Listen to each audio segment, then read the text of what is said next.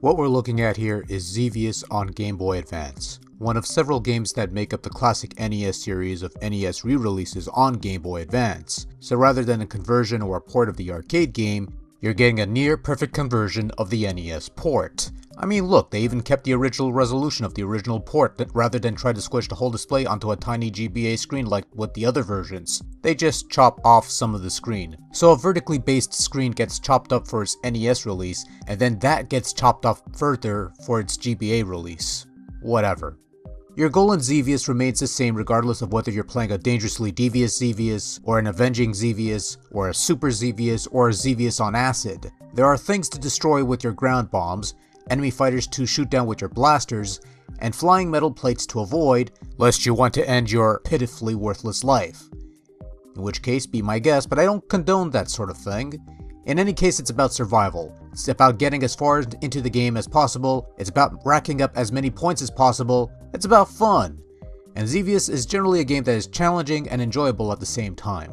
So Xevious has you flying through various terrain, shooting down randomly generated enemy fighters while bombing structures below, whether they be pyramids, gun placements, or even stuff hidden from clear sight. Every fourth stage has you fighting off against a ground fortress and their cloaking balls of death. And this being the NES version on display, the fortress is actually part of the scenery rather than a boss that swoops in, ambushes you, and flies away after a while, like any other version of Xevious that I've played. As a whole, the NES version of Xevious is rather faithful to its arcade counterpart, and this GBA conversion by proxy is a faithful replication of that NES version. Gameplay is pretty solid and true to the original arcade game. Xevious retains its adaptive challenge, throwing different types of enemies depending on your performance in the game. Control also works wonders. One button shoots the other bombs, and it's responsive.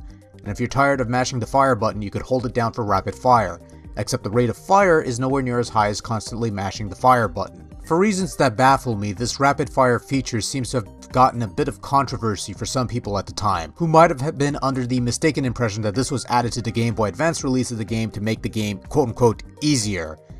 Except you also had this feature in the NES version this is based on, so yar. But I digress. Sound quality is rather nice, offering near replications of the classic arcade sound effects and jingles. Even with the obvious 8-bitness of the sound quality, Xevious on the GBA, Xevious on the NES actually, sounds almost as good as its arcade counterpart and is a high point in terms of the overall presentation of the game.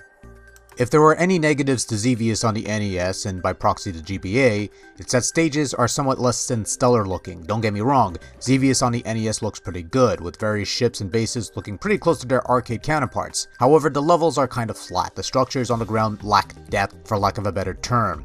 Also, there are some minor details missing from the level designs, such as the engravings on the roads, something that was included on the Atari 7800 version by the way. The terrain is rather bland looking, lacking any kind of texture outside of the forest terrain. These are minor nitpicks, but setting the issues aside, it looks pretty good visually, even if it is simple looking in comparison to the arcade original, or even the Atari 7800 version, which manages to nail these details despite being rougher looking. Xevious is a game that seems pretty bare bones compared to shooters that would appear later on, but even with its relatively simplistic nature, is still a fun, challenging, and well-designed game that never gets old. The NES conversion seems to skip over the finer visual details, but nails the gameplay components down to a near T and is probably just as fun to play here as other iterations of the Namco Classic that I've come across. And this GBA port is one of the only games in the Classic NES series where you get to play the game in its full resolution rather than have the whole thing squished to fit the screen. As with other entries in the Classic NES lineup, you can play 2-player with Game Link or locally, save your high score, and tell it to go to sleep. All in all, Xevious in any form is deviously delicious.